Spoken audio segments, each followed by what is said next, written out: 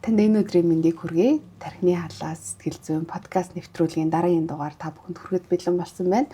Энэхүү подкаст нэвтрүүлэг маань Хэмнэл радио 91.7-оор 4 дахь өдөр болгоны 19 цагаас та бүхэнд хүрч байгаа. Тэгэхээр Facebook хуудас болон энэхүү радиоор та бүхэн нэвтрүүлгийн давталтын дугааруудыг болон видео бичлэгийг ч гэсэн үзэх боломжтой байгаа шүү. За энэ удаагийн дугаартаа бид хүүхдийг бие дааж сургаж хөгжүүлэх талаар ярилцах гэж байна. Тэгэхээр аав ээж нарын маань хувьд бол маш хэрэгтэй, чухал, байнгын толгойд бодож идэг энэ сэдвийн талаар ярилцах гэж байна гэж бодож байна. За урилгын маань хүлээж авч ирсэнд баярлалаа. За баярлалаа. Бүгдээрэнд нь энэ өдрийн мэндийг хүргэе. За тэгэхээр таныг манай монголчууд маань таны нэвтрүүлгээр нэлээх үдсэн харсан монголчуудын бас сэтгэл зүрхэнд их хүрсэн гоё нэвтрүүлэг болсон гэж бодож байна. Гэсэн ч та бас манай үзэг сонсогчдод өөрийгөө танилцуулаад тэг хоёлаа ярианд оръё. За намайг Баасан Жог гэдэг. За сургуулийн өмнөх боловсролын чиглэлээр 28 дахь жилдээ ажиллаж байгаа. За сэтгэл судлалын докторантаар одоогоор суралцж байгаа. Яг одоо бол аутизмын хүрээний эмгэгтэй, бага насны хүүхдүүдтэй ганцаарчлсан сургалт зохион байгуулдаг.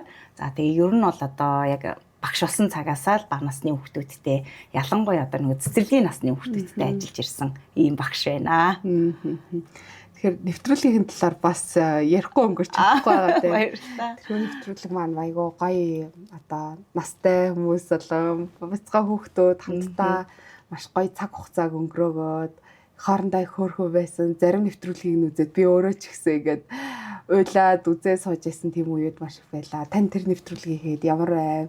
Тэр нэвтрүүлгээ сайн сайхнаас олцож. За нэвтрүүлгийн ингээд ажиллах нөгөө санал ирэхэд л надад аягүй тийм сонирхолтой санагдчихсэн. Яа тэр нөгөө хүүхдүүдтэй ажилдаг.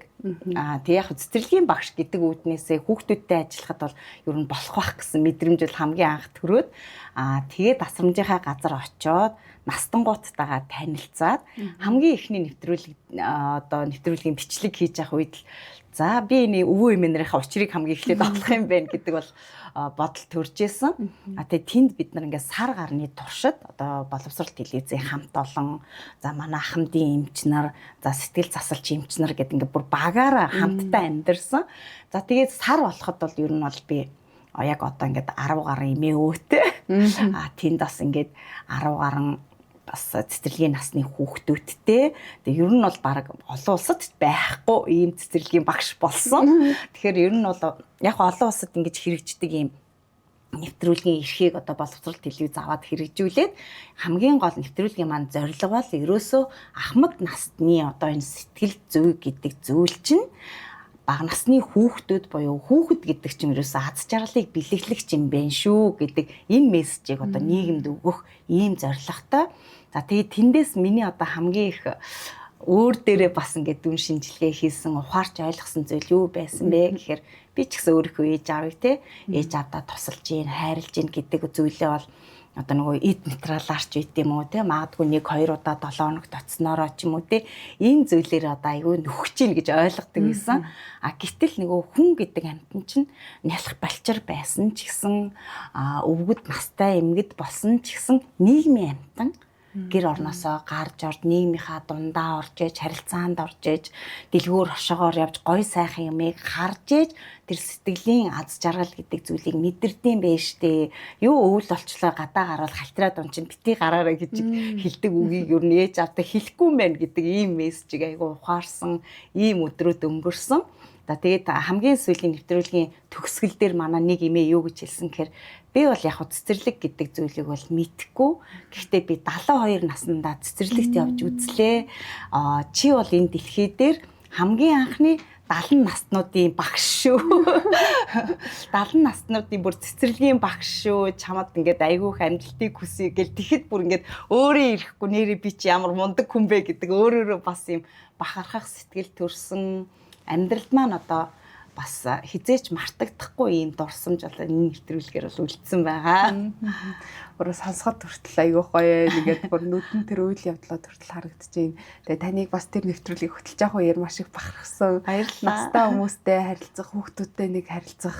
Тэгэл тэр бүх даалгавар юмнуудыг ингээл маш гоё тод ингээл хэлээл нөгөө хэд нь яг өгөнд нь ороод ингээл тэр бүх процессууд маш их гоё байсан шүү. Монгол хүмүүст ч гэсэн яг та өөрийнхөө хэлж байгаа энэ мессежийг хүргэж чадсан байх гэж бодож байна.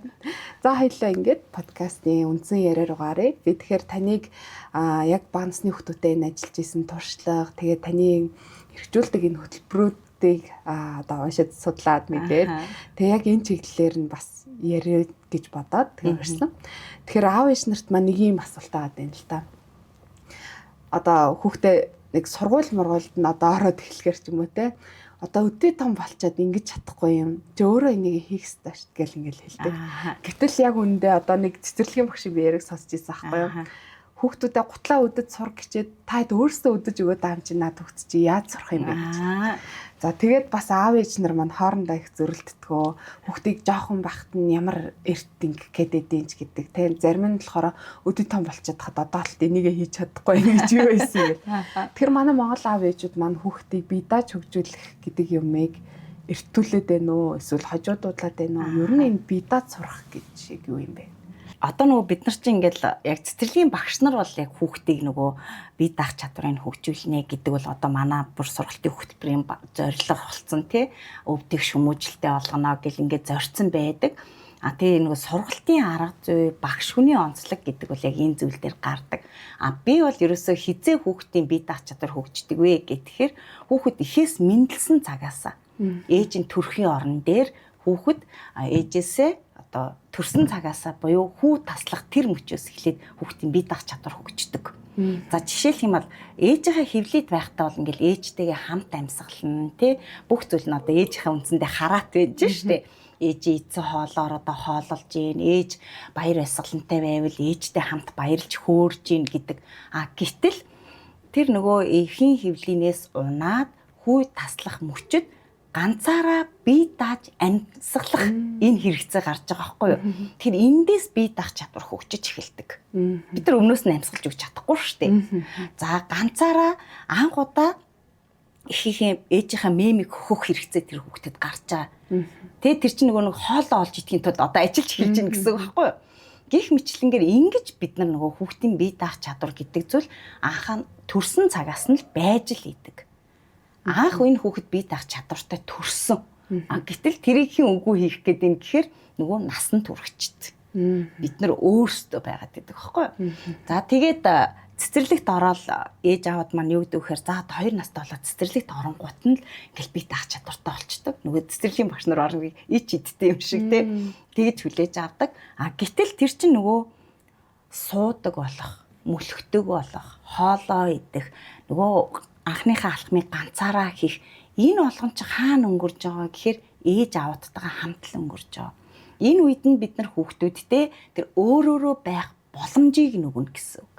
Үндсэндээ бүр ингээд том зургаар нь харах юм бол ямар нэгэн байдлаар бусдаас хараат бусаар өөрөөр шийдвэр гаргаад өөрийнхөө үүргийг ухамсарлаад насандаа тохирсон үйлчлэгийг өөртөө хүргэж байгаа л бие даах чадвар гэж ойлгож олно гэсэн үг байхгүй юу. За одоо жишээлбэл суудаг болсон одоо 6 сартай 7 сартай болоод хүүхэд бор хоолнд ороод өөрөө хоолоо идэхэд нь л бид нэр тэрийг дэмжиж явах хэрэгтэй. Одоо юу гэдэг амд ингээл одоо өөрөө идэж чадахгүй гэл ингээл ам руу нь халбагдах биш. Тэр хүүхэд гараараа амдаа хийж иднэ үү эсвэл ээж нь халбаг бариад хүүхдтэй бас халбаг бариулаад хамтдаа 2 халбгаар хооллох уу тий. Тэгтэл одоо нөгөө хөдөлгөөн чинь хөдөлгөөнөө зохицуулах чадваргүй учраас халбагдахтаа энэ тэндээ ягаал асгад цутгаал тэгсэн ч халбгаа амандаа олоод хийн гэдэг бол одоо тэндээсээ би ингэж хооллох юм бэ гэдэг хамгийн анхны нөгөө мэдрэмжээ авч идэг. Ингэж л бид нар нөгөө бие даах чадварыг хөгжүүлнэ. За тэгэл яадаг вэ гэхээр одоо сүүлийн үед нөгөө хөлд оруулагч нь суулгачаал тий. Яг одоос олон улсад бас тэр хөлд оруулах тэр гэднийг жоохон хориглоод байгаа шүү дээ. Тэгэхээр бас тэр талаасаа залуу ээж аваад нь бас нилээн бас өөр нь байх боломжийг өгдөг. Тэр ч байтугай нөгөө мөлхөд сурж явах үед хүүхдэд амьдралд нь байх ямар чадвар төлөвшөж идэг вэ гэхээр нөгөө зорилгодоо хүрэх чадвар. За одоо бид нар ингээл одооний нөгөө зэд үеийнхэн чинь ямар ч зориггүй болсон байна тий зоригтой хүрч чадахгүй байна их нь одоо нөгөө юу байна тойлборгүй байна гэж яриад нь штэ тэгтэл тэр мөлхөд сурах үед нь тэр хүүхдийн зоригтой хүрэх чадвар ингээд төлөвшчээд юм байна л та жишээлх юм бол одоо тэр аягыг авахын тулд би ч ингээд амар хүч гаргаж байгаа штэ өөрөөсөө тэрний төлөө зүтгэж байгаа тэр мөлхөж байгаа хүүхдийн хувьд бол урдаа байгаа тэр аяга байд юм эсвэл нүдэнд нь харагдах байгаа тэр жижигхэн хогийг амдаа хийх нь зорилго нь шүү дээ. Тэгтэл тэгээгүй нөгөө мөлхөж яхад бид нар маа гэж бөмбөгийн урд навчраа тавьчихдаг ч юм уу те ингэдэж штэ. Алуу ээж наадаг, аав наадаг. Энийг ойртуулаад өгчээ гэл имээ өнөр ингэдэг.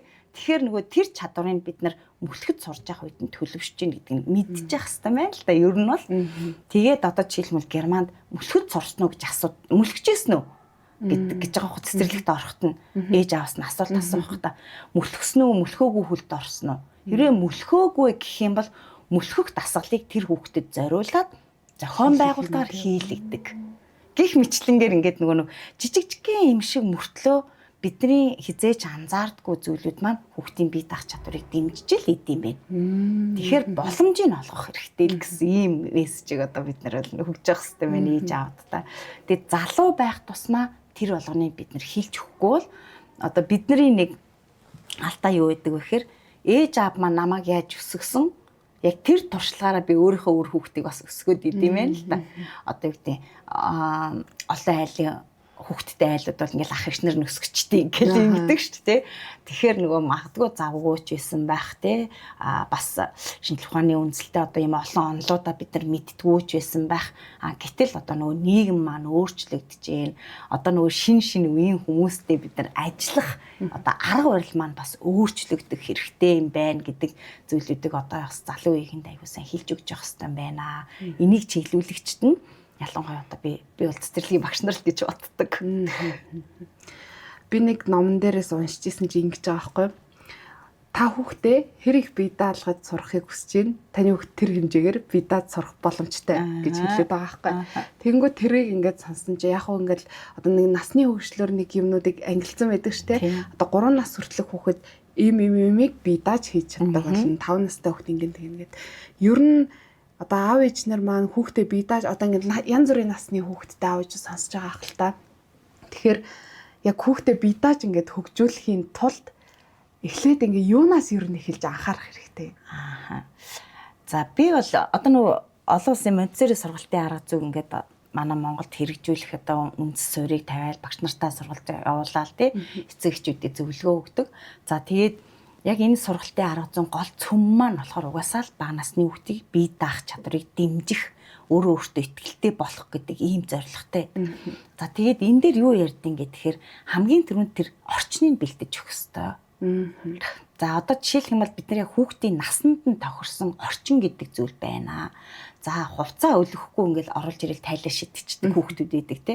Тэгтэл ээж аав нь хувцас өлгөөч гэл ингэдэг. За үлгүүрийг харахад миний өндөр тохирсон, томчуудын өндөр тохирсон л үлгүүр байдаг аахгүй.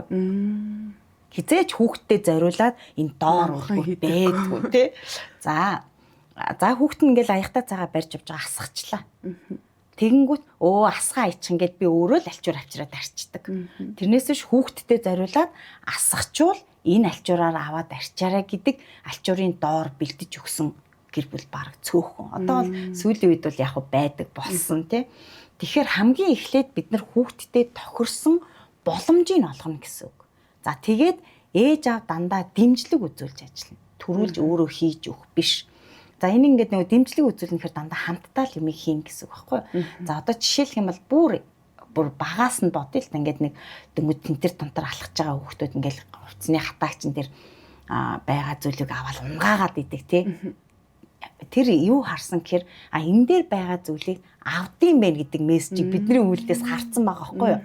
За тэгвэл тэрийг бид нэр дэмжиж болно. Яаж вэ гэхээр хатаасан хувцас аваад хүүхдэрээ зөөлгөлдөө. Та өөрөө эндээ суучих. Ээждээ тэрийг аваад ирээрээ, энийг аваад ирээрээ. Ядад тэр дунд чи өммөд, оймос, цаамд, цагаан оймос гэд ингээд үгнүүд ороод ирнэ. Үгийн нөөц нь нэмэгдэн тэ. Тэгээ хүүхэд тэр хооронд бие бэлтрэн хөгжиж хатаагч ээж хоёрын хооронд явхад гэдэг ч юм уу. Ингээд авчирж өгөөд энэ хамт суугаад ивхэлдэ. Ээж нь энийг нэвхээ, миний хүү энийг ээж нь өөрийнхөө ивхээ, чи өөрийнхөө ивх. Бүр байгаа гэхэд сольсон памперсыг өөр нь хогийн савнд хийлгүүлэх хэрэгтэй. Ерөөсөө л энэ олгон чинь бид нар нөгөө хүүхдэд боломж олгох тий. Орчин гэхээрээ заавал ингээл нэг гоё сайхан тоглоом тавиур бэлдээд байх биш. Яг байгаа нөхцөлдөө тохируулаад бид нар юмаа хийгээл өгөөд байх юм бол хүүхэд ингээд өөрөө байх боломжтой гэсэн. За одоо жишээлбэл угаалт дуранд нь тий. Одоо бол айлууд ингээд нэг юм сандал одоо гişгүүр дээр бэлдээд байдаг болсон. Бидний үед бол тийм байгаагүй шүү дээ. Ирийнхээ сандал гараа угаадаг байлаа шүү дээ. Ингээд дэшөө яг ус нь ингэж урсаал тий. Тэгэл ус нь урсаал ингээд хамцуугаа норгоод ирэх нь норгоцсон байна гэл ингээд загнуулдаг ч юм уу. Иймэрхүү байдлаар нөгөө боломжийг олгох хэрэгтэй, орчноо бүрдүүлэх хэрэгтэй. Ямар үед нь яаж дэмжих үү гэдгээ бас бид нар мэддэг байх хэрэгтэй. Хоол ихтэй хамт оролцуулал та. Луунгийн арилгуул 3 та хүүхэд ч луун арилгаж чаддаг ш. Заагаад өгчөөд амар дуртай хийн. Тэгээд дээр нь луун иддэггүй хүүхдээс нь бол өөрийнхөө арилгасан луунг иддэг хүүхэд. Тэндээс ч нөгөө нэг хөдөлмөрийнхөө ам чимдийг мэдэрч эхэлж байгаа. Тэгэхээгүй ээжэж бид нар сургуульд оронгууд гинтгэн нөгөөдөлд амар том ачаа өгөөл тээ. Тэгэл ч одоо сургуульд орсон ч юм тэгэж бичих ёстой гэдэг ингэдэг. Тэгтэл цэцэрлэгт байхад нь багш нар нь гэрийн даалгавар хөр хийлэгдэг.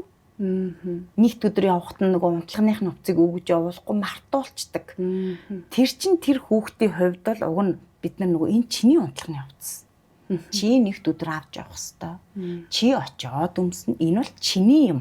Ингэж хариуцлага үүрэг гэдэг зүйлийг тэр унтлагын хувцаар нь жижигхэн нөгөө даалгавраар нь тий бид нар өгч явахгүй бол хариуцлага гэдэг юм сургуульд орсныхан дараа гэрийн даалгавар хийх ёстой гэдгээр нь гэхээр нөгөө гэр бүлд жижигхэн нөгөө аав ээжүүд хоорондоо ойлголцохгүй тий чи хүүхэд багаас нь хитрхи шахлаа багш нь их даалгавар өглөөч гэдэг юм уу ийм асуудлууд үүсч эхэлдэг. Тэгтэл 2 настай цэцэрлэгт ороход нь л багш нар ингээл баг даалгавар өгөхөд л энэ гэрийн даалгавраа хийхгүй бол болохгүй гэдэг мессежийг өгдөг. Цэцэрлэгт орсон цагаас нь цагт нь хүргэж өгнө гэдэг бол хичээлээсээ хоцордгоо ямар нэгэн бүр насан туршид 20-тай 30-тай болчоод уулзалтанд хоцордгоо хүнийг төлөвшүүлж байгаа. Ерөөсө бид нар ч нэг өөртөө үлгэрлэн дагуулагчд гэдэг юм яг амар сайн ойлгох хэрэгтэй л гэж. Одоо яг сая таны яриан дээр ингээл ярьсан зүйлсийг тэгэл өмнө нь бас ингээл эцэг эхчүүдтэй холбоотой эцэг эхчүүдэд зориулсан подкастууд хийгээд ангууд ингээ нэг л зүйлийг давтагтаад байгаа байхгүй. Тэр нь юу байноу гэдгсэн чинь аав ээж нар хүүхдэд боломж олгодог. Аав ээж нар алдах боломжийг нь одоо тэр хөгжих боломжийг нь ерөөсө бид нар ингээд хүүхдээ хайрлж гин гэл эсвэл ямар нэг юм дараал гар хуруугаа авчих вэ өөрийгөө юм humнаас унаа бэртээчих вэ гэл хайрлж гин гэд тэр бүх боломжийг нь хаагаад байна тэр боломжийг нь хаана гэдг нь хүүхдийгээ хөгжих тархийн хөгжих тэр бүх нөхцөл байдлуудыг хаагаад идэм бэ л гэдгийг одоо маш их ингээд ойлгоод байна л да. Яг нөгөө нэг тэр боломж олгоно гэдэг чинь нэг талаасаа бид нар бас нэг ингэж ярьдээ чинь манай хүүхд ингээ гэрте байхдаа айгүй хөвчлөлтэй цаваа цолин байдаг мөртлөө магадгүй сургууль дээр цэцэрлэг дээр ирэхээр ингээд нэг тийм өөртөө итгэлгүй болчих юм гэдэг тий. Тэр чинь яасан бэ гэхээр нөгөө бүх зүйлийг хийж өгөөд идэг ээж аав байхгүй учраас угаасаа тэр хүүхд би энийг чадахгүй гэдэг тохгүй орчинд очиод байна шүү дээ тий. Харин яг уу цэцэрлэг сургууль гэдэг чинь бид нар нөгөө тэрийг ингээ хөгжүүлэх гэдэг нь шүү дээ. Тэгтэл нөгөө хүүхэд маань өөрийгөө нээхгүй угаасаа л нөгөө багаас нь бүх юмыг бэлдээд өгцөн хизээш тэр хүүхдэд би энийг чадна гэдэг итгэл нь нөгөө сууж амжаагүй байсан л гэсэн үг болчиход байгаа байхгүй юу. Одоо түрүүн тэр нөгөө нэг хэллээ шүү дээ. Өөрөөрөө байх боломж одоо заваарах боломж гэж бас бид нар ярьдэн шүү дээ тий. Яагаад тэр хүүхдүүд чинь ингээл бүх одоо мөлгөж байгаа хүүхдүүд ингээл хувцсны шүгээг ухаад байгаа юм. Тинт нэр нэг юм байна штэ. Тэрийг үзэж гин. Магадгүй нөгөө тий сонирхоод энэ ертөнцтэй танилцж гин. Яагаад хүүхэд усыг одоо тэр шалбаагийг туулал гутал нь норно гэдгийг мэдээд байгаа мөртлөө туулмаар идэв штэ. Тэр чинь угаасаа л байгаль дэлхийтэйгээ танилцж байгаа байхгүй юу. Тэр боломжийг бид нар олгож өгөх хэрэгтэй. За тийгээгүй улмаас одоо нөгөө цэцэрлэг дээр ямар үйл ажиллагаанууд болдог вөхөр усан будгаар ажиллах, баримлаар ажиллах, магадгүй зураг зурж байгаа тэг ингээ алтах үедээ хүүхд тэрнээсээ бүр ингээд амар их айцтай. Бүр ингээд одоо би яг яах бол гэл бүр ингээд бие барайл тэ. Бүр ингээд чангалал, нүүр ам нь улаагаад иймэрхүү асуудлууд үүсдэг. Гэтэл баримлаар заваарна гэдэг чинь бид нар нэг өөр мэдрэмж өгд. Баримлаар зайснаас тав гараа ингээд гар нэг юм голтой тэ. Тийм зүйлээс хүүхэд бүр ингээд жигшсэн байх жишээтэй. Усан будгаар одоо ингээл энүүхэндээ ч юм уу энүүхэндээ бодог болгоч хоолстой байн байчаал угаадаг ч юм уу те. Одоо энэ чинь нөгөө сэтгэл зүй асуудлууд үүсэх гэдэг шүү дээ. Гэтэл бид нар тэрийг одоо нөгөө өстэй хөөхөн хүүхдүүдийн зургнууд эд чинь гурилаар ингээд заваарцсан те. нэг удаа хүүхдтэйгээ тийг тоглож үзэх хэрэгтэй байд юм байна. Одоо ингээд бид нар нөгөө янз бүрийн туршлага судлаад олон улсын цэцэрлэгүүдээр явж байгаа байхгүй юу. Тэгээ би тэндээс нэг юм анзаарсан. Яг цэцэрлэг гэдэг чинь тэнд ингээд хүүхд өөрөө байх боломжтой орчныг бид нар бүрдүүлчих хэрэгтэй байна л да. Тэгээд өөртөө бодож байгаа байхгүй. За би ямар багш үлээ? Манай цэцэрлэгийн багш нар явуулъя гэд. Солонгост очисон чинь цэцэрлэгийн багш нар нь хүүхдүүдтэйгээ усан буугаар байлдад тоглож байгаа байхгүй. Яг ингээд бүр хүүхдүүдтэйгээ адилхан нороод бүр ингээд усны туслаад тэр бол ингээд бүр би өөрийгөө бодож би хизээч тийг тоглож үзээгүй дээ. Яг ингээд хүүхдүүдтэй гадаа усмсаар тоглож лээсэн л та. Хизээч яг тэр хүүхдүүдийн төвшөнд очиж адилхан тэгж би норж тоглоогүй юм байна. Тоглох ёстой юм байна да гэсэн мессеж. Японд бас яасан гэсэн чинь сая бид нар ингээд нөгөө туршлага судлах аялал хийгээд тэгээ бид нарыг оцсон чинь ингээд ярилцлагын юм тойргоор ингээд сандлууд зассан байсан байхгүй. За ингээд бид нар ярилцлага хийгээ босоод яасан чинь нэг багш ингээд 3 хүүхэд гаргаж ирж байгаа. Ангиас нь тэгээд энэ 3 хүүхэд та нарт зориулаад энэ сандлыг ингээд засахад биднэрт тусалсан. Тэгээд тэндээс би юу ойлгож ухаарсан гэхээр нэгдүгээрт тэр 3 хүүхдийг алдаршуулж байгаа байхгүй юу. Тэгэхээр тэр 3 хүүхэд чинь бүр өөрсөндөө ингээд маш ихтэй болж шít. Ажил хийсэн те. Зүгээр ямар нэгэн мундаг байсныхаа төлөө биш. Тэр сандлыг ингээд тойруулаад засаж өгснийхөө төлөө ингээд бүр алдаршуулаад тэр очисон ингээд Монгол 10 хэдэн багш нар ингээд алга нэжиглүүлэн ташхад тэр хүүхдүүдийн бүр нүүр царай бүр ямар хөөрхөн байсан. Хоёрдугаарт би тэндээс юу харсан гэхээр одоо тэр хүүхдүүдийн хүүхэд насны дурсамжийг тэнд бүтээж байгаа байхгүй юу. Хизээч мартахгүй тэр 3 одоо бид нарыг яг намайг ингээд баск авах шиг танихгүй ч гэсэн тийм юм болж ирсэн гэдэг юм. Одоо намайг ингээд 5 настай байхад манай цэцэрлэг дээр Монгол багш нар ирээд би сандлын засаж өгчөөсөн гэдэг энэ дурсамж бүр ингээд хизээч арилахгүй. Магадгүй дараа нь 10 жилийн дараа 20 жилийн дараа Монгол хүнтэй таарлахад би тэгжээсэн гэдэг энэ дурсамж ингээд энэ хүүхдийн амьдралд бүр гүн бат үлдчихэж байгаа байхгүй. Тэгэхээр нөгөө нэг эндээс бид нар хүүхдийн тэр бие даах чадвар буюу дараа хин нэгэн ирэхэд хүндэтгээд сандал тавьж өгч чадвар тэнцээ сууж байгаа. Нөгөө талаасаа хүүхэд би ийм одоо мундаг ажлыг хийж чадсан гэдэг өөртөө итгэх итгэлийг бүртүүлж өгч байгаа. Магадгүй маргааснаас нь эхлээд тэр хүүхдүүд ангийнхаа найзуудын сандлыг засаж өгөх байхгүй.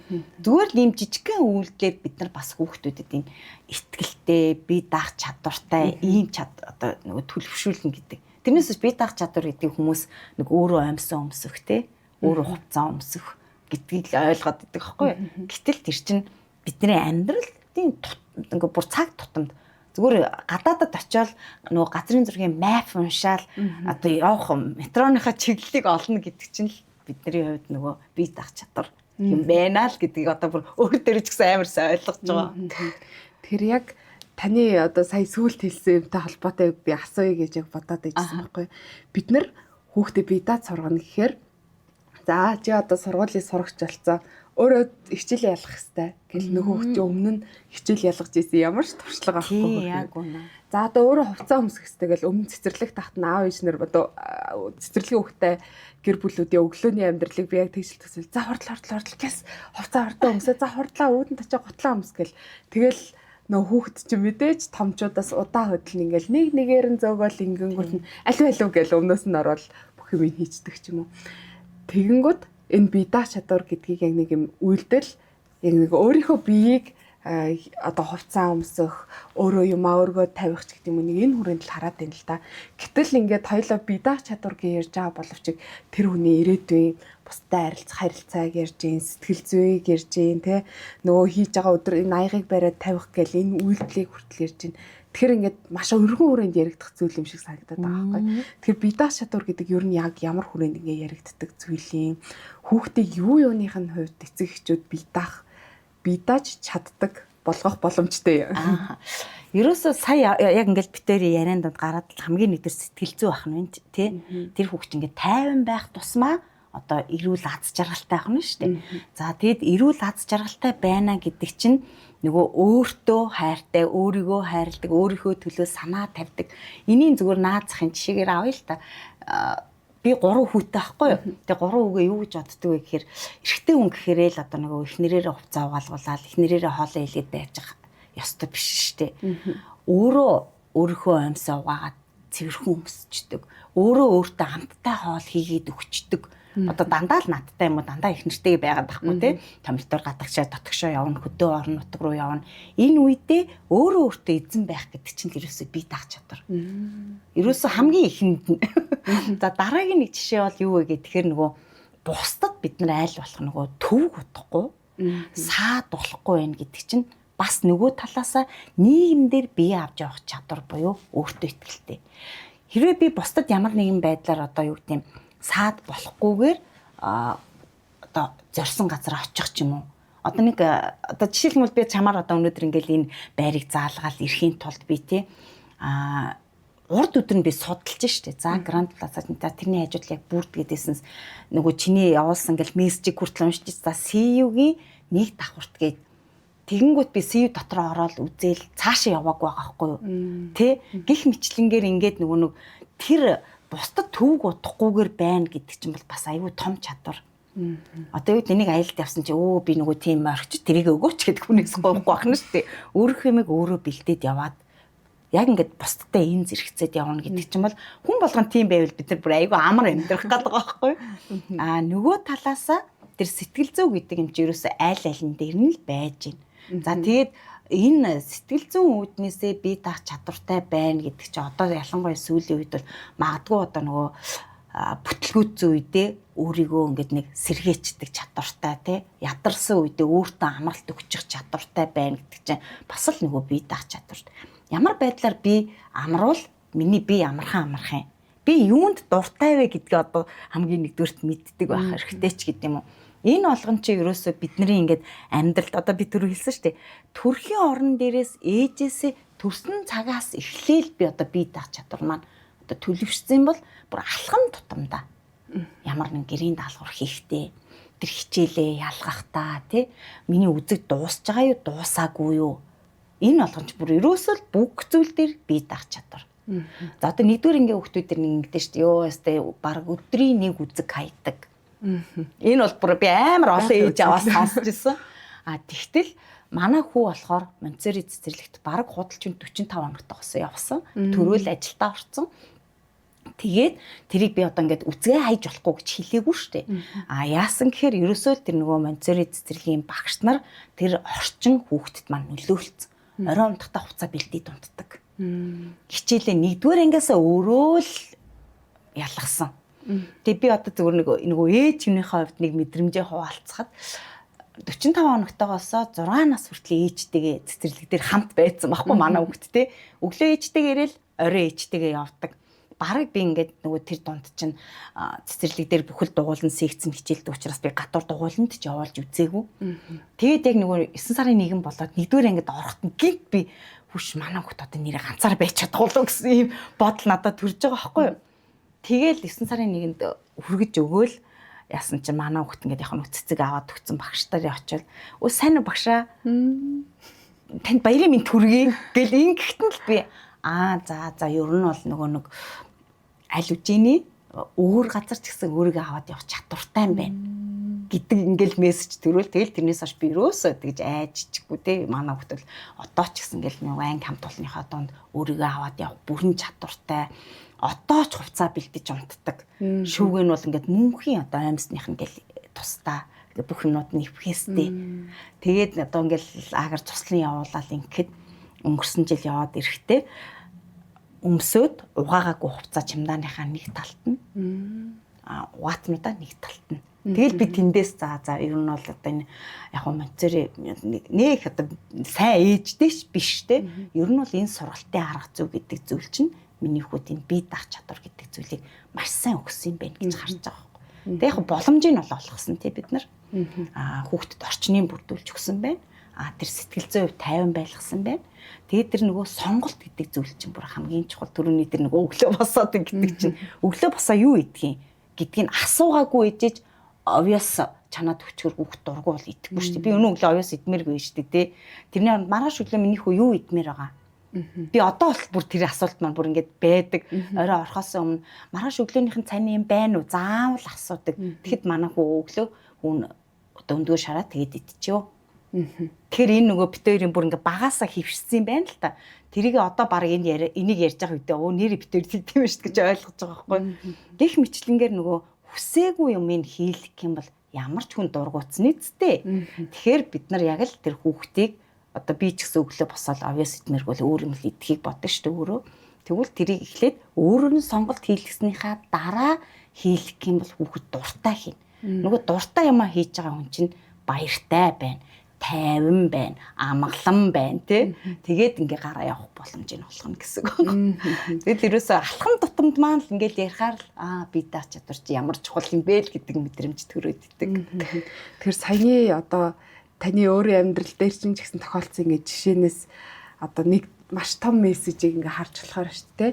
Би даа чадвар бол хүн цаашдаа өөрийнхөө ингээ амьдралыг зохицуулаад аваа явчих тэр чадварын бүр ингээ эхлэл байна л гэдэг айгүй том юм мессеж байгаа шүү дээ. За дараагийн нэг асуултыг таны түрүүний сая ярьсан сонголт гэдэг зүйлтэй холбоожсэн байна. За энэ сонголт гэдэг бол маш бас аав ээж хүүхдүүдийг хооронд их маргаанд хүргэдэг. Аав ээж нар чи одоо яасан зөрөөдөө ингээл нөгөө хүүхдэд тэгдэг. Хүүхдэн зөрүүлэл та яасан муухай миний үгийг сонсдоггүй гэл тэгдэг. Тэгэл явж өсвөр наснд дахиад нэг харилцааны асуудал, дахиад нэг бэрхшээлүүд ингээл. Тэгэнгүүт яг юун дээр сонголт яагаад аав ээж нар өөрсдийнхөө хүснээр сонголт хийлгэх гээд байна уу гэд бас бодохоор хүүхдээ алдаа гаргачихъя гэж өмнөөс нь сонголтыг хийж өгөх гээд байх тохиолдол их байх шиг байна. Тэгэхээр алдах ер нь хүүхдэд ямар ашигтай юм бэ? За зарим зүйл дээр үнэхээр ингээл одоо мэдээж хүүхд ань насандаа хүртэл эрсдэлтэй юм хийх гэдэг л мэдээж аав ээж туслалгүй л яах вэ? Хүүхдэд анхаарал одоо хандуулж юм хэлэлгүй л яах вэ? Гэхдээ алдах боломжийг хүүхдтэй яаж олох вэ? Тэгээд алдчих юм бол яаж бас эргээд хариулт үзүүлэх вэ? Тий, одоо энэ нөгөө бүгдээрээ бид нар алдаанаас аягүй хайдаг тий. Одоо жишээлбэл намайг ингээл нэгдүгээр ангид ороход бид нарыг цээжүүдийг хийлгүүлээл. Алдсан үгийн л алдаан дээр нь л ингээл фокуслал алдаа тэд гэл ингээл тавьдаг гэсэн. Тэгтэл алдаа гэдэг юм чинь бол ер нь туршлага юм байна гэдгийг одоо би одоо жишээлбэл дөнгөж багш болол алдаагүй шалтж илээсэн тий. Буруу зуруу ярьж илээсэн байх. Хүүхдүүдэд магадгүй буруу зуруу үг хэлж илээсэн байх. Одоо бол учиргүй ингээд санахгүй ч гэсэн би тэгтэл өнөөдөр яг л тэр өөрийнхөө нөгөө болоогүй юм дээрээ би суралцаар агаал одоо ингээд туршлага гэдэг юмыг хөрөнгөлүүлж байгаа. Магадгүй хүүхд ингэдэж штэ халуун юмд хүрчээд дахиад хүрдгүү тий. Нэг л удаа ингээд хүрчээд ингээд бүр гараа татаад ингэдэг. Тэр чин алдаан дээрээсээ суралцсан байгаагийн хэлбэр. Нэг удаа орон дээрээс хүүхэд одоо гулхаж буухтаа эвгүй бөксөөрөө бууцсан. Харин дараагийн удаа буухтаа бие альтаах ингээ болгоомжтой айл хөлөө эхлээд тавих уу үзээл те доошогоо хардаг. Эн чинь нөгөө алдаанаасаа сурж байгаа бидний хувьд л туршлага. Тэгээд тэр алдах боломжийг нь бид нар мэдээж одоо нөгөө хин ч гэсэн хүүхдээ алдаа л яваад байгаасаа гэж хүсэхгүй шүү дээ. Тэгэхээр бид нар өөрсдөө нөгөө нэг алдаанаасаа айдаг учраас биднийг алдаа гэдэг зүйлээс айлгадаг болгоцсон учраас хүүхдүүдээ ч гэсэн алдуулахгүй байл гэдэг нөгөө ээж аавын сэтгэл зүйн бас яваад байгаа байхгүй. Харин ямар хүн бас алдахгүй байх боломжтой вэ гэхээр зөв сонголт хийсэн үедээ. Би болохоор одоо нөгөө ингээл 28 жил багш болохдоо би бүр ингээ багасаа л би багш болъё гэж бүр боддог байсан. Бүр сургуульд ороогүй байхдаа л ингээл дүүнэртэйгээ гэрийнхаа хаалган дээр ингээл шоогоор бичээл дүүнрээ суулгаал өөр ингээл багш болол тоглодог. Тэг хүн чинь нөгөө дуртай юмдаа яах нь алдаа баг гаргадаг байхгүй. Тэгэхээр бид нар тэр сонголт гэдэг зүйлийг юунаас эхлэх вэ? Одоо түрүүн би хэллээ шүү дээ. Идэх хоолноос нь. Магадгүй уух хаягнаас нь тий өмсөх оймсноос нь. Эндээс бид нар эхэлдэг. Цэцэрлэгийн яг ингээд багш хийдэг байхад яадаг гэсэн гэхээр ээж аваад октоудаа ингээд жоохон 4-5 хүрэл том болохоор нь аль болох гой ганган байх гал юу бүг өмсүүлэх гэлзээ. Октод нь болохоор өөртөөхөө биед тухтай нөгөө эрт үзээ ч юм уу теркотоо байх гэдэг нь шүү дээ. Тэгэнгүүт ингээд нууцсан. Багш наадах чи нэг юм гачин юм өмсчлөө өнөөдөр та энийг нэг аргалаад өмсүүлчихэж одоо бид нар одоо яг яах ёстой юм бэ те? Загнаад өмсүүлэх юм уу? Хүчлэх юм уу? Ар үрээ хаалгаад ер нь бол тэгэх гээд байгаа байхгүй юу? Тэгтэл тэр хүүхэд өөрөө сонгоол өмссөн байж штэ. Тэрийг бид нар хүлээн зөвшөөрнө. Гэхдээ бас нэг юм байдаг. Ээж аваад нь хөлдөн нэвтэйхэн одоо юу гэдэг өдөр жингөө өмсөх гутлын ингээд шаахаа өмсөх гээд хахад октод түүфл өмсгөөд идэг тий. Гэхдээ тэн дээр мэдээж түүфлтэй өдөр жингөө байх одоо эрүүл мэндийн хувьд хөлн өвдөн. Нөгөө талаас ариун цэврийн өрөөнд ороход одоо альтернж гэдэг юм уу тий. Аюулгүй талаас би зүгээр ямар арга хэмжээ авдаг байсан бэхээр шууд тохиролцдог байсан аахгүй. За одоо чи өмсч харин яг энэ зөв одоо цаг мэдгүй хөөхтэй энэ зөв энэ дээр ирэхэд тайлна. Тэгээд тэр чинь сэтгэл ханамж авч байгаа байхгүй өмсцэн. Өмсөд тайлцсан. Тэ амлалтандаа хүрцэн. Одоо тэгвэл энийг өмсчий. Хин хохирохгүй байгаас тэ би ч хохирохгүй. Би амлснаа биелүүлсэн тэр хүүхэд ч гэсэн амлалтандаа хүрээд ингээд бид нар нөгөө нэг хоорондоо тэр тохиролцох нөгөө хүн хэлээрээ мал хөлөөрөө гэдэг чинь энэ дээр гардаг. Бид нар нөгөө хүүхдүүдтэй сонголт өгөхгүй шууд юу ч ойлгодгүй, мэдхгүй, зөрүүд те ээж аваахаа үгэнд ордггүй гэд ингэдэг учраас бидний хооронд төрчил үүсгээд идэг. Тэгэхээр хүүхэд юу хүсэж байгааг нь эхлээд бид нар сонсъё. Магадгүй минийхаар байхгүй, хүүхдний одоо өөрт нь нөгөө ээлтэй биш те байх юм бол тэрийг бид нар зөв зохицуулах нөгөө жинхэнэ энэ дээр л нөгөө насанд хүрэхчдийн маань ухаан ажиллах хэрэгтэй байхгүй юу? Яаж өөрийнхөө талд эргээр шийдэх вэ гэдгээ. Ногоо идэхгүй бол бид нар нөгөө блендер дээр үгүйгээд байгаа шүү дээ. Тэгвэл яг энэ шигээ ийм зүйл дээр нь бид нар ухаан зарах хэрэгтэй. Энэгээр л бид нар нөгөө хүүхдүүдээс арай илүү ухаантай байхгүй юу? Тэрнээс биш яг л адилхан хоёр үлтэй, хоёр гартай бүгдээрээ хоололдог, иддэг, унтдаг те бүгдээрээ л гоён ганган байхыг хүсдэг. Бүгдээрээ л хүн. Тэгэхээр юугаараа ялгаатай юм гэхээр хүүхдтэй бид нар зөв чиглүүлэх тэр ур чадвар, оюун ухаан илүү зарцуулдгаараа л ялгаатай. Энэ л хамгийн чухал. Тэгээд нөгөө хүүхдийнхээ сонголтыг хараад зөв буруу дээр нь нөгөө одоо менежмент хийм гэдэг чинь бидний одоо ур чадвартай холбоотой л гэж боддог. Одоо тэгэхээр сая бас таны одоо ярьжсэн зүйлс төр нэг ийм зүйл бас анзаарч байна л да. Алдах хэрэгтэй. Алдчихж хүн туршлага одоо бий болоод тэгээ хөгжинэ. За тэгэнгүүт ингээд хүүхд тал одоо халуун юм төрөнгөтэй за энэ дахиж хурж болохгүй юм шүү гэх нэг дотроо мэдээд авч штэ тий. За бидний нас ихэх тусам шийдвэрлэх хэрэгтэй асуудлууд оролцож байгаа одоо зүйлс нийгмийн харилцааг улам өргөн баялаг болоод штэ тий. Тэгвэл хүүхдэд яг яаж тэгж нөгөө алдчихвал цаашид энэ юмыг хийж болохгүй юм байна. Муу зүйлсэд татагдаж болохгүй юм байна те буруу хэвшгэлтэй байж болохгүй юм байна гэдэг тэр мэдрэмжийг хүүхэд яг юунаас ингээд авдیں۔ Хажууд нь мэдээж аав ээж нь одоо чинь би ингээд хүүхдэд дагуул явааснаа ингээд 5 настай байсан ч 6 настай байсан ч 15 настай байсан ч ингээд дагаал болохгүй штэ болохгүй гэх нэг хэлж чадахгүй штэ те. Тэгтээ ямар ч байсан бие дагаа сурчвал хүн нэг амьдралаа цаашаа зохицуулах гэдэг штэ те. Яаж тэр мэдрэмжийг авч буруу зөвийн ялгааг ойлгож тэгдэг хүн болгох вэ хүүхдээ? За тэг яг энэ дээр чинь нөгөө нэг үйлдэл гэдэг нь айгүй чухал байна. За одоо жишээлх юм бол үйлдэл хийгээгүй бол бид нар юу ч сурахгүй л байхгүй. За нөгөө монголчуудын үг байдаг шүү дээ. Олон хэлвэл улиг болно гэдэг. Нөгөө хэлсээр байгаа дээж аав нүгэлсээр байгаа хүүхдүүд ээж аваа бүр тоохойлцсон. Ээж дандаа л хэлжээдэг гэдэг тийм мэдрэмж авсан мэддэг. Тэгтэл бид нар болохоор тэр үйлдэл гэдэг зүйлийг одоо жишээлх юм бол бүр юм бодит жишээ байна л та. Нөгөө Монтери цэцэрлэгч бол ингээл гурил зураалаа байрлгаал тий. Ерөөсөө ингээл тэнд бүхэл бүтэн амьдрал явж идэг байхгүй юу. Тэгээд нас нь ингээ холимог анги байдаг. 3-6 настай. Тэнд ах байна уу, ихч байна уу, дүү байна уу бүгдээрээ нийгэм чинь угаасаа тийм штэ тий насны хувьд. Одоо энэ өрөөнд гэл ингэт чинь одоо юу гэдэг насны төлөөллийн хүмүүс байж штэ. Яг тэрнтэй адилхан. Тэр Монтери цэцэрлэг яг тийм байдаг. Тэгтэл тэр 3 настай хүүхд луу арилгах чадах уу? Чадахгүй байгааг нь ах их чинь зааж өгч байгаа сте. Яг тэрнтэй адилхан нийгэм бас яг тийм. Тэгэхээр нөгөө тэр Монтери цэцэрлэгийн одоо юм уу эсвэл энэ бие даах чадвартай болоод байгаагийн нэг сайн зүйл нь бол ерөөсөө л яг л тэр жижигхэн бичил нийгэм тэнд байгаа. Гэр орны амьдрал байна уу? Байна. Юу вэ гэхээр луван гайрлах нь гурлайлт нь хатаасан гурлаа тоогоочтой өгнө. Тоогооч нь тэргээр нь хоол хийгээд өгнө.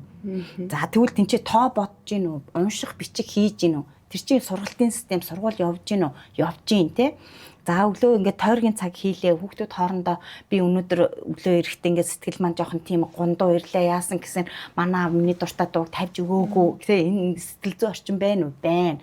Тэгэхээр энд чинь ерөөсөө бид нар тэр хүүхэд гэдэг амьтны чинь жинхэнэ нийгэмд бэлдээд байгаа хамгийн гол одоо мессеж тэнд байгаа. За тэгээд хүүхдүүдтэй бид нар нөгөө одоо би түр хэлсэн шүү дээ. Яг л хүн гэж л харилцъя. Тэр боломжийг нь олгоё. Тэр туршлагыг нь олгоё. Тэгээд үйлдэл хийгээгүй хүн бол туршлагаж чадахгүй бол юм байна. Одоо жишээлбэл цээж бичиг хийгээгүй бол би тэр алдаа гаргаж байгаа гэдгийг мэдэхгүй шүү дээ. Тэгээд тэрийгэ дахин давтаж биччихээд надад ингээд нэг одоо сууж өгч байгаа шүү дээ. Тэгэхээр бид нар тэр үйлдэл гэдэг юм аюу чухалчлах юм. Эхлээ хийлгээд үзэлтэй хүүхдэрээ. За тэгсэн чи яасан гэхээр тэр луу ингээ арилгуулад нэг хүүхэд байх хуруугаа зүссэн байхгүй. За тэгэнгүүт бид нар ингээ шархны лентээр ороогоод өгч чаа. Миний хувьд юм уу одоо цэцэрлэгийн багш нарын хувьд ядчил тэр луун зүснээрээ хурууны лент ашиглаад сурж байгаа хүүхэд. Тэг яаж наах уу? Яаж одоо наалтын салах юм. Тэр чинь бас ингээд салгаж урд мурахтай юу штэ эвдүү шаарддаг тий. Тэгтэл дараа нь тэр хүүхэд дахиад луун арилгахтаа хуруугаад эсэхгүй байхгүй. Яа тэгвэл луунгаа зөв барина. Нөгөө арилгагчтайгаа зөв ажилд сурна. Тэгтэл нөгөө ээж аавууд бид нар юу гэж хардаг вэ гэхээр бурхан минь өста бараг тэр хуруу эсгэл өөх хэмжээний юм болгож байгаа юм шиг л те. Тэрнээс нь болоод сандраал. Тэгэл нөгөө хүүхдтэй нөгөө айдас гэдэг юм чинь төрүүлээд тэгээ хүүхэд энэ луу арилгахчээстэй хүний гар эсэгдэг амар хэцүү юм байна. Намаа авшигтай гэх юм байна те. Луу ер нь арилгах би бараг хэрэггүй юм байна. Хизээ нэг жоохон том болохоор ч гэдэм үү. Ийм мессежийг зүгээр нөгөө өөртөөхөө үг үйлдэл юмд хандж байгаа хандлагаараа бид нар өгчдөг. За одоо нэг өндөрхөн гулгуур руу гараад чинь хүүхэд ингээ өөрийгөө сорж шít. Би энэ өндөр дээр гарч чадах нь уу? Ганцаараа голгож сурах чадах нь уу гэдэг. Тэгтэл бид нар хүүшээ буугаа чи унлаа штэ гэж араас нь нөгөө унахгүй амар зөрөгтэй явж исэн хүүхдтэй гинт нэр унчих юм болов гэдэг ийм айцыг өгчдөг. Тэгэхээр нөгөө яг зүгээр унгаатай гэж байгаа чинь биш л дээ. Тэгтээ хүүхэд ямар нэгэн байдлаар туршиж үзэх л хэрэгтэй. Хийж үзэх л хэрэгтэй тий. Тэгээгүй цагтаа бид нар нөгөө тэрийг амар хэцүү, муухай, сайхан гэдэг юм бол мэдхгүй штэ. Тэгэхээр тэр зүйл чинь нөгөө одоо үйлдэл хийх хэрэгтэй. Бид нар бас юу гэдэг вэ гэхээр нөгөө ер нь бол ингээд хүүхдэд өгч байгаа аяг тав гэд нар айл болохоос. Тэгтээ мэдээж жоохон насан томроод ирэхээр хагарах боломжтой юм байх хэрэгтэй. Яагаад гэвэл тэр чинь нөгөө барьж авч байгаа дунаа бол хагарчлаа штэ. Тэгвэл эн чинь ингэж барих юм бол хагарах юм бэ. Нөгөө паднуусан дээр бид нар аяг тавга бариа явахдаа ингээ явал одоо унаа штэ. Тэгэхээр зөв бариад хөдөлгөөнөө зохицуулаад явах юм бол гэдэг ийм зүйлүүдийг хүүхэд хийж байгаа үйлдэлээсээ ухаарч идэг. Заавал хин нэг ингээл хажуунаас нь жав гэж хэлхээс өмнө бараг хэлхээс өмнө бид нар тэр үйлдэлийн хийлгэж үзүүлэх хэрэгтэй. Харин хагалцгаар нь яах нь хагалцлаа гэж загнах биш. Нөгөө чи ингэсэн чинь хагарцсан биш те. Дараагийн удаа тэгвэл тэгээрээ. Ерөөсөө л ийм. Тэгэхээр бид нар нөгөө өөртөө амар сандраад идэг байхгүй те. Хагалангот нь яана гараа эсэлээ одоо наанаасаа хоол гэл. Ерөөсөө эн чинь бүх хүн тэгдэг. Тэгэхээр нөгөө энд бас ингэ суралцсан гэдэг чинь одоо нөгөө ээж аавд маань нөгөө сургуун хүмүүжүүлэх арга зүйд өөртөө сэтгэл зүг бас ингээд зөв жолоодох энэ чадвартай байх хэрэгтэй юм байна гэдэг мессежийг л одоо бас хардаг. Тэгэхээр ерөөсөө үйлдүүлээд лээ, хийлгээд лээ. Тэгээд алднаа онноо тэр дундаас л хүүхэд за би зөв юм хийгээд байна да, би буруу юм хийгээд байна да. За ингэж нэг болохгүй дээ, тий. Ингэх юм бол магадгүй аав ээж намайг зэмлэх байх ч гэдэг юм. Тэр баримжааллыг олж авдаг байх юм шүү дээ, тий. Нэрэл ингээл аав ээж нар заримдаа хүүхэдтэй хэлж өгөөгүй юм хүүхдтэйгэл ойлгоцсон, сурцсан. Заримдаа ингээ хүүхдүүдээс суралцдаг тийм том хүмүүс. Ямар ухаалаг юм сайн хэлчихвэ. Би өстой ингэж бодож байгаагүй шүү дээ гэл. Одоо яг тэр үе чинь одоо нэг 3 настай хүүхдүүд дээр илүү мэдрэгддэг. Одоо 3 хүртлээ бол ерөнхийдөө яг бидний гарт байдаг байхгүй юу? Тэ бид нар юу хийх ин, юу идэх ин, юу өмсөх ин тэрийг л хөөх юм ингээд үг дуугуу дагч идэг. Яг 3 хүрээд ирэнгүүтээ цаадуулчаа. Би чи ер нь нэг юм чаддаг болоод ирлээ. Би чи бас нэг арай өөр хүн юм байш шүү те. Өөрийгөө илэрхийлдэг болчлоо гэдэг ингээд мэдрэмжээ нөгөө насныхаагаар авд юм байна л та. Тэг яг нөгөө дунд ангид ажиллаж байхад тэгдэг 3 та хүүхдүүд одоо ингээл болохгүй юм ингээд мэдж байгаа мөртлөө зориуд ингээл унгаагаал намайг ямар реакц гарах нь хараал те хүн цогчоол яах нь нөгөө хүүхэд нь яах нь багш яах нь эн чинь ингээд нэг сориол байгаа байхгүй юу? Одоо тий хэрэв магадгүй би байлмал гэх юм бол дахиад зохино шүү дээ. Бараг л нөгөө нэг талаасаа одоо намайг бараг жоохон янз бүр зан авир гаргуулах гал нөгөө талаасаа би чи энэ болоод иш шүү. Энэ хүний анхаарлыг татаад байна гэдэг мэдрэмж аваалаа байхгүй юу? Тийм байдлаар тэр 3 нас гэдэг бол бас айгүй чухал нас гэхгүй. Ер нь бол 6 хүртэл амар зөв аваад явчих юм бол за тэгээд болоо гэх замх юмгүй. Тэр нэг юм үйлдэлүүд дээр одоо хийж байгаа тэр нэг сайн мууч гэдэг юм нэг үйлдэлүүд дээр бас нэг хязгаарлахгүй ингээд байх нь мэдээж аав ээж хүүхдийнхээ аюулгүй амь насандаа болон өөртөө бусдад тохирлгүй аюулгүй байхыг бол анхаарах нь зүйн хэрэг. Үүний хажуугаар гэтээ тийм нэг хитрхи их бас хязгаарлалтыг өгөхгүй байх гэдэг айгүй чухал зүйл юм шиг санагдаад байна л да. Одоо аав ээж нар маань тэгдэг штэ. Чихэр идгээ бол гингүүт хүүхэд одоо томчууд хүртэл тэгдэг үстэй. Тор нааж чихэр идэггүй гэхээр яг идмээр санагдаж. чихрийг л идмээр санагдаал те. За гурилын мэдгүй шүү. Пицца бургер идэггүй шүү гэхээр яг л бүр нэг бургер идмээр санагдаал. Хязгаарлах тусам улам хиймээр санагддаг шүү. Тэгэхээр нөгөө нэг хязгаарлагдмал эрхчлөө гэж байдаг. Одоо бид нар Монголд жишээлбэл бид нар амар эрхчлөөтэй хүмүүс те ингээл дуртай нь үгээ хэлдэг. Гэтэл одоо магадгүй нөгөө социалист нийгэмтэй улс орнуудад л одоо тэгж чадахгүй байгаа шүү дээ. Гэтэл бидний тэр эрхчлөө юугаар хязгаарлагддаг вэ гэхээр хууль дүрм журмаар. Наад зах нь л одоо хөдөө газар ингээл замгүй газар бол дуртай газраараа ингээл тавьчих штэ. Улаанбаатарт ороод ирэхээрээ тэр хөдөлгөөнийг бид нар гэрлэн тохио замын хөдөлгөөний дүрмээр бид нар зохицуулж байгааз яг тэрнтэй адилхан тэр түрүүн бид нөгөө бичил орчин буюу манай цэцэрлэгийн ангид гэсэн ангийн дүрм гэж юм байгаа. Тэрийг бид нар хизээ юу хэдэн минут яаж хийх вэ гэдэг нь өдрийн дийлмээрээ бас зохицуулагдана. Одоо өглөө 9 цагт цэцэрлэгтээ ирнэ. 9 цаг 10 минутанд өглөөний дасгалаа хийнч гэдэг юм те. Эн чинь ингээд өдөр болгон хийгээд ахаар одоо ингээд хүний бие чинь ерөөс аюу тийм дасамтгай яг л нөгөө унтах цаг нь болохоор унтах, нойр нүрдэг. Яг л өсөх цаг нь болохоор өсдөг. Өдрийн хоолныхын цаг болохоор. За тэгээ яг цэцэрлэг дээр юу анзаардаг гэхээр намар 9 сар болов бидний хувьд бол бүр нөгөө зөнгөрцөн хүмүүсээ барьж авах амар хэцүү үе гэдэг байхгүй юу гэхээр амралтын 3 сарын турш тэд нар чинь дуртай цагтаа дуртай юм хаанаас чамаагүй олж идэл хэдэн цагт чамаагүй босоод хэдэн цагт чамаагүй унтаалтай ингээд ирсэн хүмүүсийг бид нар нөгөө өдрийн дэглэндээ буцааж оруулдаг. Тэгэнгүүт 9 сард унтахгүй штэ өдрийн 1 цаг гэхэд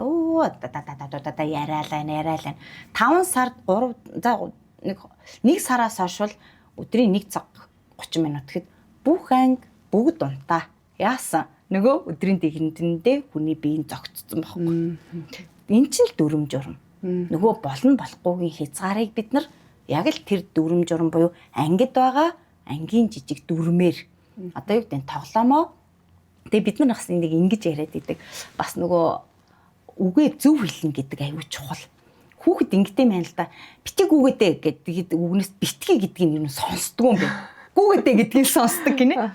Тэгэхээр бид нар битгий гүгээдэ гэхээ оронд алхаад яваарай гэж хэлэх юм байна л да. Тэгэхээр хүүхэд алхаж явах юм байна гэдгийг ойлгоно. Бид нар нөгөө битгий бойл гэдгээ төрүүлж хэлчихэл араас нь нөгөө гүгээдэ асгаатай гэдэг л үгээ хэлдэм байл. Тэр хүүхэд нөгөө тэгж хүртэж хүлээж авахдаа тэр хамгийн сүүлийн төгсгөлийн илүү тооц сонсд юм байна. Тэгэхээр бид нар тэр хэлж байгаа үгээ ч гэсэн яах нь тоглоомоо булаацалтахгүй шүү гэхээ оронд эвдээ найртай тоглоё. Номоо газар шидэхгүй шүү гэхээ оронд номоо 50-урт нь хураагаарай. Ингэж хэл сурах гэж бас нэлээл бас утгал ах л та. Гэхдээ бид нар хичээх хэрэгтэй. Нөгөө яагаад одоо бид нар ингээл өнөөдөр бие даах чадрын талаар тий хүүхдийн талаар яриад байгаа хэрэг бид нар ч нөгөө сайн сайхан ирээдүй бүтээх гэдэг байгаа хүмүүс шүү дээ. Тийм учраас одоо бид нар тэр сайн сайхан ирээдүй бүтээхийн тулд одооноос бид нар өөрсдөө хичээх хэрэгтэй. Хүүхдээсээ юм шаардахаас илүү өөрсдөө эхлээд өөрчлөгдөж, өөрсдөө хичээж тэр сайн сайхан юм чинь болно. Тэр нөгөө ээж аавдаас ингээд 9 сард сургалт хийгээд за хүүхдээ яг ямар хүн болж ийн гэж ямар хүн болоосоо гэж боддог вэ гэж асуудаг байхгүй. Бүгдээрээ сайн хүмүүс л гэдэг.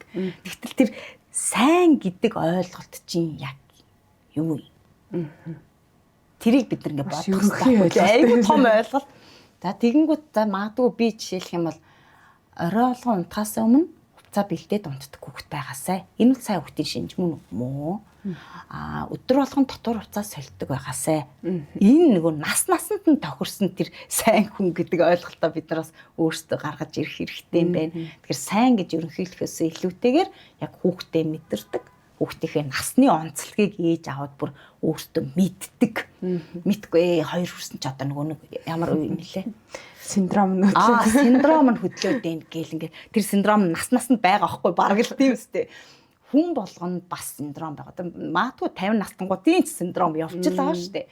Тэгэхээр тэр синдром гэж харахаасаа илүүтэйгээр таны хүүхд юу хүсэж байгаа, ямар хэрэгцээнд хангахдахгүй байгаа, та яг өөрөө яагаад хүүхдээ ингэж ойлуулах хэмжээнд хүргээд байгаа вэ гэдгээ нөгөө тэрийг аягүй сайн бас боддог. Энэ чинь нэгтлийн бас тасралтгүй насан туршийн боловсрал гэдэг юм чи эндээс л эхлэх гээд байгаа юм. Бид нэг дээд сургууль төгсөөл мэрэгчлээ болсон бол энэ бол боловсрал биш. Тэгтэл амьдрал дээр сайн ээж аав байх, хүүхдээ зөв хүмүүжүүлэх юм чинь бүр хамгийн том боловсрал одоо болчоод байна. Насан туршдаа би одоо магадгүй 3 өөр насны хүүхдүүдтэй л ихэд би чинь томтоогоо дунтахтаага багтаага яаж харилцах уу гэдэг чинь ингээд насанд нь бараг боловсрол яваад. Бараг том дээр за нэг 16 таа байхтай агаа нь яг ингэжсэн одоо энэ яг тэрэн дээрээ ирж ин да гэл ингээд харах жишээтэй тий. Тийм байдлаар нөгөө боловсрол гэдгийг бас хэдүүл айгу зөв ойлгох хэрэгтэй юм байна гэж бодож байгаа. Тэгэхээр сая хоёулынх нь ярьсан зүйлсийг би нэг ерөөхдөө зураглаад харуул нэг ийм зураглал одоо төсөөлөгдөж харагдаад байна л да. Хүүхдэд алдаа одоо гаргах те янз бүрийн зүйлсийг хийж сурах тэр боломжийг нь олгоод боломжийг нь олгоод хийгээл үлдээд байвал хүүхэд туршлага ориентлуулна. Тэр хэрээрээ хүүхэд бие дааж сурна. Сэтгэл зүй одоо зан үйл харилцаа гэл бүхий л юм дээр бие дааж сурна. Бие даагаад сурчвал ирээдүйд өөрийгөө бусдын заавал ингээл хөөе тэгээ чи ингэж гэж сануулгахгүй аваа явна өөрийгөө зохицуулж ингээд чаддаг болно. Тэгээд хамгийн бас нэг том юм нь хариуцлагатай хүн болж төлөвшгнэ гэдэг зүйлийг би ингээ хараад байгаа байхгүй. За гэтэл ингээд бидний одоо харилцаан дээр би өөрөө ч гэсэн ингээд заримдаа магадгүй гэхдээ би өөрөө ч гэсэн алдаг зүйлс байгаа байх хүмүүсээс мэдэрдэг бас зүйл нь хариуцлагатай хүмүүс бас их зөөхөн байдаг юм шиг санагдаад байгаа байхгүй. Яг ингээл цагаан тулгууд гівгэнт хүмүүс ажил дээр одоо ингээл алга болчих ч юм уу те эсвэл хүмүүс ингээл маш их ингээл их гомдлох ч гэх юм уу мэдээж хүн болгоны амьдралыг шүүгээд байх боломжгүй хэцүү. Гэхдээ тийм ажил дээр хариуцлагатай байх, хүн харилцаанд хариуцлагатай байх хэрэгтэй. Гэр бүлийн амьдралдаа те их л олон зүйл дээр хариуцлагатай байх бас хэрэгтэй байх гэдэг л дээ. Нөгөө бусдад төвөг болохгүй гэдэг шиг. Тэгвэл ирээдүйд тийм хариуцлагагүй одоо хүнийг төлөвшүүлмээргүй байна. Өөрийнхөө хүүхдийг бас тийм болгомооргүй байна гэд олон яв гэж бодож байгаа. За тэгвэл яг хоёул подкастын төгсгөлдөө яаж тийм биш хүмүүсийг өсгөх хэрэгтэй юм бэ? Юун дээр яг анхаарах хэрэгтэй юм бэ? Тэгээ бас та аав ээж нарт юм урам зориг өгөх зүйлс хэлээд тэгээ хоёул подкаст өндөрлөе. За тийм тэглгүй яг сая яг ярилцлага маань ерөөсөө ингээл харахаар боломж олгоно, алдаа гарахыг зөвшөөрнө гэл байгаа шүү дээ тий. Тэгэхээр нөгөө нэг ямар үед хизээ боломж олгох уу? Одоо энэ хүүхд маань чадахгүй юу гэдэг тэр одоо ээж аавд байгаа итгэл гэдэг бол хамгийн чухал. Би энэ үйлдэлийг хийснээрээ тий би хүүхдтэй боломж олгоснороо миний хүү ингээд алдаа гаргаад тэрнээсээ суралцсанараа сайн хүн болноо. Одоо миний хүсээд байгаа сайн хүн төлөвшнөө гэдэг дээр бид нар ээж аваад итгэлтэй. Одоо тэгээ би зүгээр нэг юм хардیں۔ Нөгөө хүмүүс ч хоорондоо итгэлтэй байх тусмаа л одоо амжилт гаргадаг те бид нар. Итгэлтэй байх тусмаа бид нар нөгөө амлалт гэдэг зүйл амар чухал ээ. Тэгэхээр ээж аваад маань одоо хамгийн тэр сайн болох хөрс суурь нь ерөөсөө л тэр гэр бүлийн орчин байна. Тэгэхээр ээж аваад маань хүүхдэд итгэдэг байх хэрэгтэй. Одоо нөгөө сургууль дээр очиод төөрчих үедээ ч гэдэг юм уу те эсвэл магадгүй манай хүүхд одоо онц сурч чадахгүй байх үедээ ч гэдэг юм уу шүлгээ цээжлэхгүй байх үедээ ч гэдэг юм уу энэ болгондоо бид нар нөгөө өөрсдийнхөө энэ нөгөө сөрөг бодлоосоо бас салах хэрэгтэй. Бид нар ч амар төсөөлөл өндөртэй хүмүүс байхгүй юу? За одоо жоохон насанд хүрээл ингээд жоохон том болоод нэг 4 5 дахь ингээд ороод ирэхээр хүүхдтэй оройлоо. За одоо нөгөө замт нь нэстэй муу хүн тааралдаад юм ин булаагаад авчих үедээ ч гэдэг юм уу. Эсвэл ангийнх нь хүүхдүүд дээрлэх үедээ ч гэдэг юм уу. За бүр том насанд хүрээд ирэхээр нөгөө ангийнхантайгаа шоудаад алга болчих үедээ ч гэдэг юм уу те. Тэгэхээр нөгөө нэг багаас нь хэдий чинээ хүүхдэд чи чадна. Би бол чамд итгэж байгаа. Чи миний итгэлийг даах үз гэдэг энэ мэдрэмжээ хүүхдэд өгч чадах юм бол хүүхэд яг тэр таны итгэлийг дааж чаддаг гэж би боддог. Итгэл гэдэг юм чинь ерөөсөө л бидний энэ бүх харилцааны бараг үндэс. Магадгүй өнөөдөр бид нар итгэж байгаа хүмүүс нэг баг хамт олон болж ажилладаг. Тэ? Итгэж байгаа хүмүүстэй одоо би цэрэг нь бол захирагдсан шүү дээ. Энэ хүн намайг одоо надад одоо цалингийн маань цаг тухайд нь өгнө гэдэг юм итгэлтэй учраас би тэнд ажиллаж байгаа. Тэгээ яг энэний эсрэг одоо бид нар бас юу харагдаад байгаа вэ гэхээр одоо аливаа зүйл ингээ хариуцлагагүй, үүргээ ухамсарлтгүй те иймэрхүү хүмүүс чинь хизээ бэлтгэгдсэн. Гинт одоо манай ажилд орж ирсэний тийм болоог байхгүй. Тэр чинь айл хизээний тэр нөгөө хүүхэд насанд нь тэр 6 хүртэл насанд нь магадгүй бага ангит нь тэр хүүхдэд итгэл гэдэг юмыг суулгаагүй, хариуцлага гэдэг юмыг мэдрүүлээгүй учраас өнөөдөр яг тэр чигээрээ төлөвшсөн. Магадгүй хариуцлагагүй хандсан үед нь тэр хүүхдийг зөв чиглүүлээгүй. Ингэж болтгол юм биш үү? Би даалгавраа хийхгүй ирж болтгийм бэ. Энэ ямар ярианаас сонсогдгоо гэхээр даалгавраа хийсэн нөхөр манай багш шалгадгүй мó гэдэг үгийг хүүхдэд бас хаяа хэлж яадаг. Тэгэхээр эн чинь нэг бид нар өөрсдөө тэр хариуцлагагүй байгаа байдлыг үүсгэх гээд байгаа байхгүй юу? Тэгэхээр тэр нэг амлалт буюу өгнө гэсэн бол өгдөг, явна гэсэн бол явдаг. Үгүй гэ хоригдсан бол тэрэн дээрээ тууштай, өөрөө туйлбартай амлалтандаа хүрдэг. Энэ л чадвар бид нар эцэг эхчүүдээсээ өсөд байгаа байхгүй юу? Хэрвээ тэгж чадах юм бол өнөөдөр бид нар хүүхдүүдийг хамгийн зөв чиглүүлэхтэй хүмүүс болгож чаднаа. За тэгэхээр одоо өнөөдөр ингээл айгүй амархан юм яриа л энэ л да миний хувьд те. Ээж аав тэгвэл өстой хүүхд чинь сайн болно ч гэдэг юм уу. Гэтэл энэ болгоныг бид нар эцэг эхчүүд маань өөртөндөө төлөвшүүлэхтэй, хүүхдээ бас ингээд өөрийнхөө хүснээр байлгахтаа үнэхээр төсвөр төвчээр гэдэг зүйл биднээс шаарддаг. Цаг хугацаа шаардна. Өнөөдөр дэлгүүрт ороод хүүхд дэлгүүрт ороод дуртай юм авах гал уйлаал ингээл газар хэвтэнгүүт нь бид нар эцсэндээ хүмүүсээс ичээд аваад өчтдөө штэ. Үнэхээр та боломжгүй эсвэл магадгүй та хүүхдтэйгээ та яар тохиролцсон. Авч өгөхгүйгээ хэлсэн бол та авч өгөхгүй уйлуулаад аваа гарах хэрэгтэй байхгүй юу?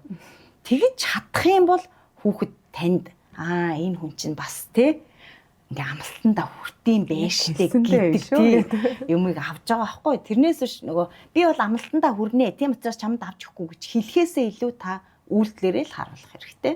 Тийм болохын тулд одоо нөгөө бид нэр өөрсдөө ч гэсэн ингээд нэг туйлбартай өөртөө аюу тийм бат зогсох хэрэгтэй байхгүй. Одоо нэг ясандаа баг юм жоохон хатуу дүр төрхтэй байна л гэсэн үг шүү дээ. Тэгэхээр бид нар нөгөө арга барилаа жоохон өөрчлөх хэрэгтэй ч байт юм уу. Өөрөө өөрийгөө өөрчлөх хэрэгтэй. Өөрөө өөрийгөө ажиглах хэрэгтэй. Тэгээ тийм сайн хүүхэд байлгахын тулд та бага өгөл үйлдэлээ их хий, үлгэрлэн дагуул ингэж чадах юм бол бид нар өнөөдөр аюу сайн ээж аав. Магадгүй тухайн үедээ хүүхдтэй ээж намайг тоодгүй модгүй гэдэг үгийг хэлэх л баг. Гэхдээ эргээд харахад 10 жилийн дараа 20 жилийн дараа би үнэхээр сайн ээж байсан биш үү гэдэг мессежийг мэдрэмжийг хүүхд чинь танд хэлнэ. Та өөрөө ч гэсэн тэрийг мэдэрнэ гэж бодож байна. Тэгээ ер нь бол нөгөө хүн насан туршдаа суралцдаг, алдаа гаргадгүй, дандаа зөв байдаг одоо философи амьдрал байхгүй шүү дээ. Тэгэхээр бид нар ч гэсэн өөртөөхөө үлдээс ингээ байнга суралцааж явж идэг. Ээж аав болох чи яасан хэцүү юм бэ гэж битэн шантар. Хүүхдээ сайн ажигл. Өнөөдөр миний 14 настай хүүхэд нэг өөр хахад дахиад нэг өөр 14 настай хүүхэд хүрэл байгаа. Дуртай сонирхолтой юм та зөв ажиллаж хараа зөв чиглүүл. Тэг хүүхдээ их ойрхон бай. Юунаас хизээ эхлэх вөхөр ерөөсөө л тэр нялхнараа байхаас нь л та эхлэх хэрэгтэй. Байн хүүхдтэйгээ ярьдаг, юу хийх гэж байгаагаа хэлдэг, өөрөөс нь юу хүсэж байгаагаа мэдрүүлдэг тий. Хүүхд чинь нэг удаа одоо танд одоо нэг тавч гэж авчираад өгөхөд авчирж өгөх ёстой юм шигээр биш. Ээжтэй таавч авчираад өгсөн чиний халамж надад сайхан таалагдж ин гэхэд л хүүхэд ээжигээ халамжлуул баярлуулах юм байна. Заавал ээжтэй хин нэг гэдэг ч юм уу ийм мессежүүдийг биднээс байнга суралцж идэг. Тэгээд бид нар бол ерөөсөө нөгөө заавал багш биш шүү дээ. Ээж аав ч гэсэн амьдралын багш нар учраас хүүхдүүдтэй ингээ хамгийн сайн зөв багш нар байгаасай л гэж хэлмээр байна. За танд маш их баярлалаа. Урилгын маань хүлээж авч ирсэнд бас эцэг эхчүүдийн одоо тэр эцэг их байх их аялалт нь боловсролт нь олон үнэтэй зөвлөгөөнүүдийг өгсөн маш их баярлалаа. Хүмүүс бас их ойрхон их олон жишээнүүд яригдсан учраас ойрхон ийм бууж ойлгогдсон байх гэж бодож байна. Таны цаашдын ажил амжилт хүсье. За баярлалаа. Тэгээд үнэхээр одоо нөгөө хүүхэд гэдэг ч юм бол бидний ирээдүй. Одоо тэг бид нар бүгдээрээ л хичээх хэрэгтэй юм байна. Тэг бүгдээрээ эрүүлийн хаз жаргалтай байхыг хүсэн ерөөё. За танд маш их баярлалаа. За баярлалаа. Тархины халаас подкаст нэвтрүүлгийн маань энэ удаагийн дугаар энэ түрээд өндөрлөж байна. Та бүхэн манай подкаст нэвтрүүлгийг Хэмнэл радио 91.7 болон тархины халаас хуудасуудаар хүлээн авч үзэх боломжтой. Бас цаашид ямар дугаараар ямар сэдвээр сонсомоор байна тэрийгээ та бүхэн илэрхийлэх юм бол бид ч гэсэн өн дээр хичээл ажиллах болно. Дараагийн дугаараар уулзлаа. Түр баяртай. Сэтгэл зүйн олон төрлийн асуудлууд бидний амьдралд өдөр бүр тохиолддог. Хүүхдүүдээ хэмээгэнтэй харьцуулаад байгаа маань өөрөө нөгөө амьдралын туршлага хуримтлагдах гэдэг зүйлийг хаагаад боогоод байгаа юм шиг санагдаж байна л да. Яг тийм харьцуулж байна гэдэг чинь ерөөсөө чи чадахгүй штэ л гэсэн мессежийг ерөөсөө өгöd байгаа байхгүй. Эцэг эхчүүд маань өөрийнхөө сэтгэл зүг одоо яаж дэмжих хэрэгтэй болов. Тэгэхээр тухайн хүнээс төвчээр гэдэг зүйлийг нэлээдгүй шаардна. Сэтгэлийн тэнхээдээ хүн гэж яг хэн бэ гэдэг тэрийг тодруулах зүйлийг үзэгчтэй хаваалцвал ямарваа асуудал тулгархад ямарваа бэрхшээл тохиолдоход тэрийг хэрхэн даван туулж чадаж байна вэ гэдгээр тэр хүн хэр сэтгэлийн хаттай юм бэ? Сэтгэлийн хат өндөртэй хүн юм уу эсвэл сул байгаа мó гэдгийг бас мэдэх боломжтой. Аз жаргал гэж одоо яг юу юм бэ? Аз жаргалтай байна гэдгийг одоо юугаар тодорхойлж болох вэ? Бидний сэтгэл санаанд ямар нэгэн санаа зовних зүйл байхгүй. За сэтгэл бүрэн дүүрэн байх, амьдрал маань дутагдах зүйл байхгүй, хүрэх гэсэн зорилгодоо хүрсэн байдал гэд яг аз жаргал мэдэрч байгаа тэр бүрэн дүүрэн байдлыг л аз жаргал гэж томьёолоод байна. Сэтгэл зүйн эрүүл мэндэд анхаарахад тань туслах зорилготой Тархины халаас подкаст нэвтрүүлгийг Пүрэв гарагийн 19 цагт Хэмнэл радио 91.7-оор хүлээн авч сонсоорой.